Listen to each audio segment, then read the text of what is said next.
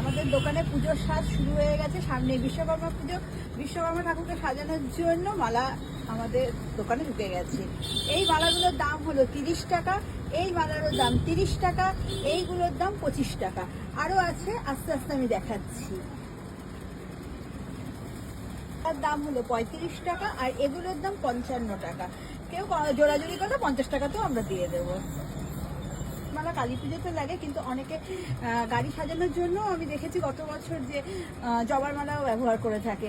তাই জবার মালাগুলোর দাম 50 টাকা, এগুলো 20 টাকা, 30 টাকা, 40 টাকা এরকমের ভেতরে। আমাদের খুব বেশি রেঞ্জের, হাই রেঞ্জের নয়, মোটামুটি আমরা 50 থেকে 55-এর ভেতরে কমপ্লিট করেছি। কিন্তু মালা নয়, এগুলো হলো ঠাকুরের প্যান্ডেলটা সাজানোর জন্য এগুলো ব্যবহার করা হয়। এগুলো পার পিস 16 টাকা করে পড়বে।